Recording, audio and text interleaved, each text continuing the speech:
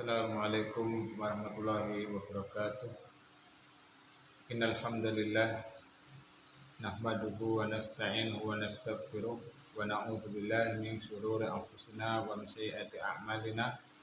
Man yahdihillahu fala mudilla lahu wa may yudlil fala hadiyalah. Asyhadu an la ilaha illallah wahdahu la syarikalah wa asyhadu anna Muhammadan abduhu wa rasuluh. Saudara sekalian, dimanapun ada berada yang semoga dirahmati Allah Subhanahu wa taala. Insyaallah pada kesempatan kali ini insyaallah akan melanjutkan pembahasan kita dalam kitab Ushul Salasah. Ini kita sampai bab isti'anah. Isti'anah ini merupakan salah satu daripada ibadah, dan macam-macam ibadah itu sangat banyak sekali. Dan salah satunya di sini adalah isti'anah. Isti'anah di sini artinya adalah meminta pertolongan. Dan isti'anah ini banyak sekali macam-macam. Yakni isti'anah kepada Allah, meminta pertolongan kepada Allah Subhanahu wa taala. Ini isti'anah untuk meminta pertolongan kepada Allah Subhanahu wa taala. Ini terkandung karena kesempurnaan Allah dan ketundukan dari seorang hamba, dan menyerahkan segala urusannya hanya kepada Allah Subhanahu wa taala. Kemudian di samping menyerahkan segala urusan kepada Allah dan berkeyakinan bahwasanya Allah yang mencukupinya. Dan ini model isti'anah yang seperti ini tidaklah terlaksana kecuali hanya kepada Allah Ta'ala. Dan jamaah sekalian yang semoga dirahmati oleh Allah Subhanahu wa taala. Kemudian kita melihat sini penulis mengambil dalil dari firman Allah Ta'ala dalam surat Al-Fatihah, dan insyaallah kita sudah menghafalnya. Iyyaka na'budu wa iyyaka nasta'in. Hanya kepadamu lah kami beribadah dan hanya kepadamu lah kami mohon pertolongan. Dan ini merupakan bentuk kekhususan ini kepada Allah Subhanahu wa taala. Bahasanya kekhususan Allah Subhanahu wa taala, zat yang bisa diminta pertolongan, kemudian zat yang diibadahi. Jamaah sekalian yang semoga dirahmati oleh Allah Subhanahu wa taala, dalam kaidah bahasa Arab dalam masalah ini yang bahasanya didahulukan kalimat Allah ini mengandung apa? Kekhususan. Bahwasanya di sini terkandung faedah pembatasan. Yakni zat yang berhak diibadahi dan kita minta pertolongan hanya kepada Allah Subhanahu wa taala saja. Dan jemaah sekalian yang semoga dirahmati oleh Allah Subhanahu wa taala.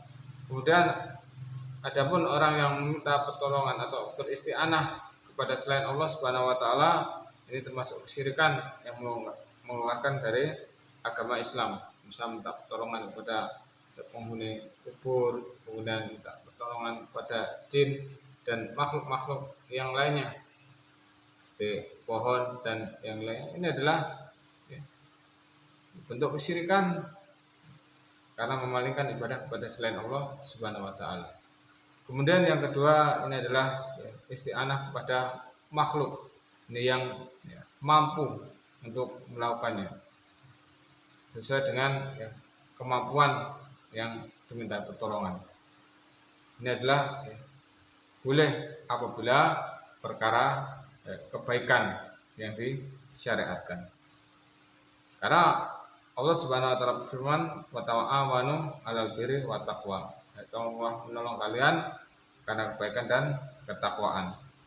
Dan apabila tolong menolong dalam bentuk keharaman, kemaksiatan, ini haram, ini tidak boleh, ini dilarang. Bagaimana Allah Subhanahu wa taala berfirman, wala tata'awanu 'alal ismi wal 'udwan. Janganlah kalian tolong menolong dalam musuhan dan dosa. Jamaah sekalian yang semoga dirahmati oleh Allah Subhanahu wa taala, dan ini perkara yang mubah, ini seandainya ini boleh diminta pertolongan, dan ini merupakan perkara yang boleh minta pertolongan, dan orang yang memintanya, begitu juga orang yang menolong, ini akan mendapatkan balasan. Jadi kalau orang yang menolong orang lain ini akan Allah berikan balasan, balasan kebaikan. Hal ini sebagaimana Allah Subhanahu wa taala berfirman, wa ahsinu innallaha yuhibbul muhsinin. Berbuatlah baik kalian sehingga Allah ini mencintai orang-orang yang berbuat baik.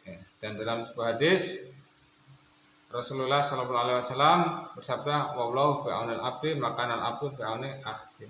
Allah senantiasa menolong hambanya selama hamba tersebut menolong saudaranya. Jadi dengan sebab menolong saudara kita, yang jelas dalam perkara yang baik ini akan mendapatkan pertolongan dari Allah Subhanahu Wa Taala. Kemudian yang selanjutnya ketiga adalah isti'anah pada makhluk yang hadir, akan tapi dia tidak mampu. Ini merupakan perkara sia-sia. Misalnya di situ minta pertolongan kepada orang yang lemah untuk mengangkat barang yang berat. Ini adalah sia-sia karena dia tidak mampu. Kemudian isti'anah yang selanjutnya, ini yang keempat adalah isti'anah kepada mayit-mayit keseluruhan, keumuman, atau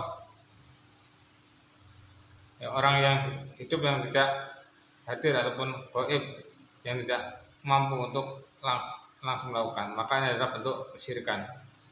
Lebih-lebih kalau dia berkeinginan dalam hati seorang tersebut akan keyakinan bahwasanya ini adalah yang mampu untuk mengatur segala yang mampu melakukan, ini termasuk bentuk kesyirikan. Ini sekali lagi ini bisa isti'anah atau minta pertolongan pada makhluk, pada mayit, ini adalah bentuk kesyirikan. Kemudian yang terakhir adalah isti'anah pada amal soleh, dengan amal atau keadaan-keadaan yang dicintai oleh Allah Ta'ala, dan ini disyariatkan. Dan Allah Subhanahu wa taala berfirman, ista'inu bis sabri wassalah, minta pertolongan kepada Allah dengan kesabaran dan salat dan sholat. Ini isti'anah yang diperbolehkan salah satunya dengan amal. Dan penulis dalam masalah kitab ini mengambil dalil tentang masalah isti'anah untuk minta pertolongan kepada Allah, ya karena butuh wa ya karena stain. Hanya kepadamulah kami beribadah dan hanya kepadamulah kami mohon pertolongan. Dan dalam hadis Rasulullah SAW bersabda, "Idza sta'anta fasta'in billah." Apabila engkau minta pertolongan, mintalah pertolongan kepada Allah. Mungkin ini saja yang bisa kita sampaikan untuk kesempatan kali ini. Mudah-mudahan bermanfaat untuk kita semua. Kurang lebihnya saya mohon maaf, dan kepada Allah saya mohon ampun, dan mudah-mudahan Allah Subhanahu wa taala memberkahi ilmu yang kita miliki. Kemudian semoga Allah Subhanahu wa taala memberikan pertolongan untuk mengamalkan ilmu yang Allah berikan pada kita semua, dan akhirnya kita cukupkan pertemuan kita kali ini dengan doa kafaratul majelis. Subhanakallahumma wa bihamdika asyhadu an la ilaha illa anta astaghfiruka wa atubu ilaik. Assalamualaikum warahmatullahi wabarakatuh.